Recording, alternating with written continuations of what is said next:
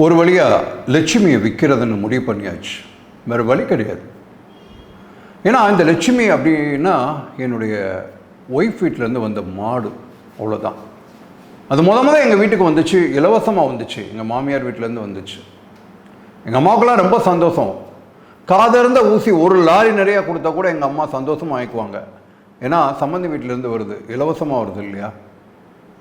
அப்படி வந்த லட்சுமியை வரவேற்கிறப்போ எங்கள் அம்மா அடைந்த மகிழ்ச்சியை இன்னும் என் கண்ணுக்குள்ளேயே நிற்குது. அது ஆற தழுவி, அதை கழுவி, பொட்டு வச்சு, சந்தனத்தை தடவி, பவுட்ரு போட்டு எவ்வளோ அழகு பார்த்தாங்க. ஆனால் அந்த லட்சுமி முதல்ல ஒரு 4 நாள் 5 நாளைக்கு யாரையுமே பார்க்காத மாதிரி விட்டேத்தியாக தான் இருந்துச்சு. ஏன்னா அந்த லட்சுமியவே வேற ஒரு இடத்துல இருந்து அதனுடைய தாயிட்டு தானே பிரித்து கூட்டிகிட்டு வந்திருப்பாங்க. அதனால் அவ்வளோ சோகமாக தான் இருந்துச்சு. ஆனால் போக போக எங்கள் அம்மாவோட அதனுடைய நெருக்கம் மிக மிக அதிகமாயிடுச்சு. நான் அதை எப்போ ஃபீல் பண்ணேன் அப்படின்னு கேட்டிங்கன்னா, ஒரு முறை அம்மா ஊருக்கு போயிட்டாங்க. 2 நாள் கழித்து தான் வந்தாங்க. லட்சுமி யாரையுமே நெருங்க விடலை. பக்கத்தில் போனாலே முட்டை வருது என் பிள்ளைகளெல்லாம். பக்கத்தில் போய் என் மனைவி போய் தடவி கொடுக்க போகிறா, விலகி விலகி போகுது. காலை ஆட்டுது, காலை மாற்றி மாற்றி வைக்குது, மறுகுது. அந்த பார்வை பூரா வீட்டை நோக்கியே இருக்கு. அப்போ தான் நினச்சிக்கிட்டேன், அம்மா மேலே அது வச்சுருக்கக்கூடிய மிகப்பெரிய பாசம் என்ன அப்படின்ட்டு. ஏன்னா அம்மா தான் அந்த லட்சுமிக்கு எல்லாம், அதை குளிப்பாட்டுறதுலேருந்து அதுக்கு கஞ்சி தண்ணி வைக்கிறதுலேருந்து எல்லாத்தையும் அம்மா பொறுப்பாக எடுத்துக்கிட்டா. எல்லாம் எவ்ரிதிங் லட்சுமினாலே அம்மா தான். அப்போ அவங்களுக்குள்ள அப்படி ஒரு பெரிய பாண்டிங் இருக்கிறத நான் அன்னைக்கு தான் ரியலைஸ் பண்ணேன். அம்மா அந்த 2 நாள் முடிஞ்சு வர்றாங்க, வந்தவுடனே ஒரே சத்தம் லட்சுமி அம்மான்னு. இவங்கள ஓடி போய் என் கண்ணாத்தி அப்படின்னு சொல்லி போய் கட்டி அணைச்சிக்கிட்டு முத்தம் கொடுக்குறதும், அது அப்படியே சந்தோஷம். அந்த லட்சுமியுடைய முகத்தில் அவ்வளோ ஒரு சந்தோஷத்தை நான் பார்த்தேன். அந்த கண்களில் எனக்கு தெரிஞ்சது. அப்படி ஒரு உறவாக இருந்தாங்க. எங்கள் அம்மாவுக்கு ஒரு சின்ன பழக்கம் உண்டு.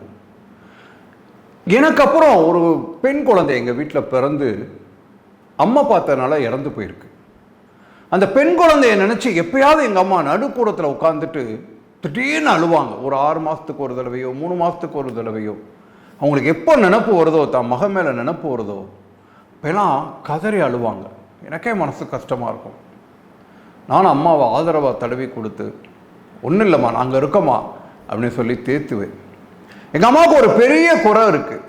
என்ன குறை அப்படின்னா, எங்கள் வீட்டில் நாங்கள் எல்லாரும் 3 பசங்க, பிறந்த ஒரு பெண் குழந்தை இறந்து போச்சு. எங்களுக்கு கிடைச்ச குழந்தைகளுமே ஆண் குழந்தைங்க. ஸோ அம்மாவுடைய ஆசை ஒரு பெண் குழந்தை, ஏதாவது ஒரு ரூபத்தில் பெண் குழந்தை வேணும்னு சொல்லுன்ற ஏக்கம் எங்கள் அம்மா மனசுக்குள்ளேயே இருந்துச்சு. அது அப்பப்போ வெளிப்படுத்துவாங்க. இவ்வளவு பாசம் பெண் குழந்தை மேலே வச்சிருக்கக்கூடிய எங்கள் அம்மாவுடைய பாசம் தான் மருமக மேலே ஒரு துளி கூட இருக்காது. அதுதான் ரொம்ப முக்கியமான விஷயம். இங்கே மருமக எது செஞ்சாலும் குற்றம் சொல்லுவாங்க, எப்படி செஞ்சாலும் குற்றம் சொல்லுவாங்க. என் மனைவி எல்லாத்தையும் சகிச்சுக்கிட்டு எனக்காக விட்டு கொடுத்து போயிட்டே தான் இருந்தாங்க. இந்த லட்சுமிக்கு கரு உண்டாச்சு, ஒரு குழந்தை பிறந்துச்சு. அது ஒரு காலக்கண்ணு, அவ்வளோதான். அம்மாவுக்கு முகமெல்லாம் வாடி போச்சு. அவ்வளோ நாள் சீராட்டி கொண்டாடி அதோட ஒன்றா இருந்தாங்கல்ல, அந்த உறவில் ஏறக்குறைய ஒரு 50% காலியாக போச்சு. இந்த காளமாடு ஈன்றது அப்படின்ற ஒரே காரணத்துக்காக எங்கள் அம்மா லட்சுமியை வெறுக்க ஆரம்பிச்சிட்டாங்க. வெறுப்புனா விலகிட்டாங்க. ஆனால் லட்சுமியால் விலக முடியல எங்கள் அம்மாவை. ஒவ்வொரு முறையும் அம்மா விலகி போகிறப்பெல்லாம், இங்கிட்டு போகிறப்ப அங்கிட்டு போகிறப்ப மேலே எப்படினாலும் அது மருகி மருகி அம்மா அம்மான்னு கூப்பிட்றதும், அம்மா இரு வாரேன் அப்படின்னு சொல்லிட்டு கொஞ்சம் நேரம் கழிச்சு போகிறதும், பழைய பந்தம், பழைய பாசம், பழைய முத்தங்கள், பழைய கட்டி அணைப்புகள் அதெல்லாம் பாதி ஆயிடுச்சு. ஆனால் லட்சுமிக்கு அது புரியல. இன்னும் என்னுடைய அம்மாவை அது ஒரு நேசத்துக்குரிய ஜீவனாக தான் அது பார்த்துச்சு. வேற யாரையும் நெருங்க விடாது. அவ்வளோ சுலபத்தில் யாரும் நெருங்கிட முடியாது லட்சுமி கிட்ட. அந்த ஆண் கன்று போட்டுச்சு இல்லையா, அதுவுமே ஒரு 4 மாசத்துல வயிறு வீங்கி ஏதோ ஒரு காரணத்தினால செத்து போச்சு. மீண்டும் ஒரு முறை லட்சுமி கருவுற்றால் அப்பையும் ஒரு ஆண் கன்று தான், ஒரு காளை தான் பிறந்துச்சு லட்சுமிக்கு. அம்மா ஒட்டுமொத்தமாக வெறுத்துட்டா. லட்சுமி இருக்கிற பக்கமே போறது கிடையாது.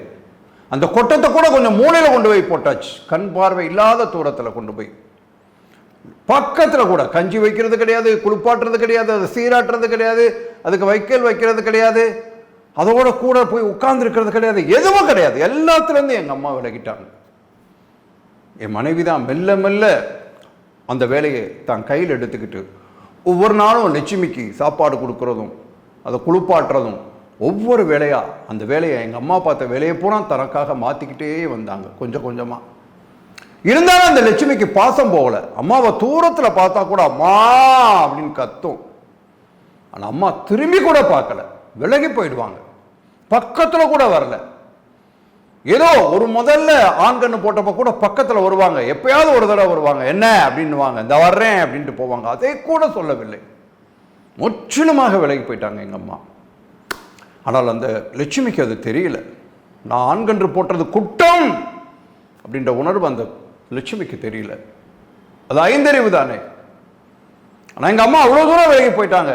ஆனாலும் லட்சுமி தன்னுடைய பாசத்தை விடாமல் எங்கள் அம்மாவை ஏதோ ஒரு தொலைவில் பார்த்து விட்டா கூட, ஏதோ அம்மா அப்படின்னு அலறுதுன்னா நிச்சயமாக அது எங்கள் அம்மாவை ஏதோ ஒரு ரூபத்தில் தொலைவிலே கூட பார்த்துருக்கு அப்படின்றதான் அர்த்தம். ஒரு நாள் அம்மா என்ன பண்ணாங்க, இதே அம்மா எனக்கு நல்லா ஞாபகத்து இருக்கு. லட்சுமி வந்த புதுசில் ஒரு நாள் நைட்டு 12 மணிக்கு என்னை உசுப்புறாங்க, டேய் லட்சுமி கூப்பிடுறான்னு பாடுறா அப்படின்னு. அவ்வளோ பாசமாக இருந்தாங்க. இல்லைம்மா இதெல்லாம் கூப்பிடாதுமா, பேசாமல் இருமான்னா, இல்லை நீ போய் பார்த்துட்டு வரணும்னு சொல்லி நான் கதவை திறந்து வந்து பார்க்குறேன். அதுவும் அங்கே பார்த்துக்கிட்டே எங்கள் வீட்டை பார்த்துக்கிட்டே தான் இருக்குது. நான் வெளியில் வந்த உடனே ரொம்ப வேகமாக எந்திரிக்குது அம்மா வருவான்ட்டு. அம்மா வெளியில் வந்து அம்மாவும் பின்னாடி வந்து பார்க்குறாங்க. ஒரே அம்மான சவுண்டும், இவங்க போய் கட்டி பிடிச்சிக்கணும். அப்படி இருந்த ஒரு இணைப்பு, அப்படி இருந்த ஒரு பிணைப்பு என்ன ஆச்சு? ஆண்கன்று பெற்றதுதான் குற்றமா? விலகி போயிட்டாங்க அம்மா. இது கதறுவதும் எங்க அம்மா விலகி போவதும் என்னால் தாங்கிக்க முடியல. ஏன்னா நான் பாசத்தை அப்படியே பார்த்து பார்த்து பழகி அது என் மனைவியிடம் அவ்வளவு தூரத்துக்கு ஒட்டியும் வரல. அந்த லட்சுமி சரியாக சாப்பிடல, மலங்க மலங்க விழிக்குது, காலை மாற்றி மாற்றி வைக்குது, முடியல. முடிவுக்கு வந்துட்டேன், லட்சுமியை வித்துடலாம் அப்படின்னு சொல்லி. எங்க அம்மா அதுக்கு ஏற்பாடும் பண்ணிட்டா விற்கிறதுக்கு. நாளைக்கு வர்றாங்க கூப்பிடுறதுக்கு. நான் லட்சுமியை பார்க்குறேன், பக்கத்தில் கண்ணு காலக்கண்ணு உட்காந்து 2 பேரும் அசை போட்டுட்டு இருக்கிறாங்க. ஆனால் லட்சுமிக்கு தெரியாது, நாளைக்கு இது நம்மளுடைய வீடு இல்லை, நாம இங்க உட்கார்ந்துருக்க முடியாது, நாம இங்க அசை போட முடியாது, என் அம்மாவை பார்க்க முடியாது நாளையில இருந்துன்றது அந்த லட்சுமிக்கு தெரியல. அது எப்பவும் போல அசை போட்டுக்கிட்டு இருக்கு. நான் தான் கண்ணீரோடு அந்த லட்சுமியை நான் பார்த்தேன். அடுத்த நாள் வந்தது, அந்த மாடை பிடிச்சிட்டு போறவங்க வந்தாங்க. ஆனால் அந்த ஐந்தறிவு மிருகத்துக்கும் தெரியும் போல் இருக்கு, நம்மளை யாரோ கூட்டிட்டு போக வந்துன்றாங்கிற உணர்வு அதுக்கு வந்துடுச்சு. மறுகுது, பின்னாடி பின்னாடி போகுது, காலை மாத்தி வைக்குது, மறுகுது, கத்துது அம்மா அம்மான்னு. ஆனா எங்க அம்மா என்ன பண்ணா, 4 வீடு தள்ளி எங்க பெரியம்மா வீட்டில் போய் உட்காந்துக்கிட்டா, வரவே இல்லை. அந்த மாடு பிடிக்கிறவங்க வந்து கயிற்றுல கயிறை கட்டி பின்னாடி காலமாடோட இழுத்துட்டு போறாங்க. தெருவே வேடிக்கை பார்க்கிறது. ஒரே கதறல், லட்சுமியுடைய கதறல், அம்மா அம்மான்ற கதறல். கண்டிப்பா எங்க அம்மாவுக்கு கேட்டிருக்கோம், கண்டிப்பா கேட்டிருக்கோம். ஆனா எங்க அம்மா வெளியில வரவே இல்லை. நான் தான் மனதை கல்லாச்சிக்கிட்டு அவங்க கையில பிடிச்சு கொடுத்தேன். மாடை இழுத்துக்கிட்டு போறாங்க, அந்த தெரு கடக்கின்ற வரைக்கும் காற்றில் கூட கரையாமல் அப்படியே எனக்கு கேட்டுக்கொண்டே இருந்தது, அம்மா அம்மா என்று கத்துவது. லட்சுமி போயிட்டா. கொஞ்ச நேரம் கழித்து என்னுடைய அம்மா வீட்டுக்கு வந்தா. நான் நிமிர்ந்து கூட பார்க்கவில்லை அம்மாவை. விறுவிறுவிறு என்று நடு வீட்டுக்குள்ள போய் கூடத்தில் உட்கார்ந்து தலைவரி கோலமாக திடீரென்று வீறிட்டு ஒரே அலறலாக கதறி அழுதால் என் அம்மா. எனக்கு சத்தியமாக தெரியும், இது அம்மா அவ்வப்போது இறந்து போன அந்த பெண் குழந்தைக்காக, தன்னுடைய குழந்தைக்காக அழுவாளே, அந்த அழுகை அல்ல, இது அவளுக்கான அழுகை அல்ல என்பது எனக்கு மட்டும்தான் நல்லா புரியும், எனக்கு மட்டும்தான் தெரிஞ்சிச்சு. ஏன்னா எங்க அம்மாவும் ஒரு மனுஷி தானே. அன்பிற்குரிய நண்பர்களே, இது எழுத்தாளர் பிரபஞ்சனினுடைய மனுஷி என்ற சிறுகதையினுடைய ஒரு கதாபாத்திரத்தினுடைய வெளிப்பாடு. இந்த கதாபாத்திரத்தின் மூலம் அந்த கதையாசிரியர் சொல்லக்கூடிய ஒரே ஒரு வரி, ஏதோ ஒரு காரணத்திற்காக ஏதோ என்னை கேட்டுவிட்டால் என்பதற்காக, ஏதோ ஒன்று அவனிடமிருந்து எனக்கு கிடைக்கவில்லை என்பதற்காக தகப்பன் பிள்ளையை, பிள்ளை தகப்பனை, கணவன் மனைவியை, மனைவி கணவனை, பிள்ளைகள் பெற்றோரை, உடன்பிறப்புகளை, சொந்தங்களை, பந்தங்களை ஏதோ ஒரு காரணத்திற்காக வெறுத்து தூர ஒதுக்கி இருப்பது போல நடித்துக் கொண்டிருந்தால் நீங்களும் மனிதர்கள் தான். உறவை தொலைத்துவிட்டு கதறி அழகக்கூடிய மனிதர்கள் தான் நீங்கள் என்பதை புரிந்து கொள்ளுங்கள். வாழ்த்துக்கள். நன்றி.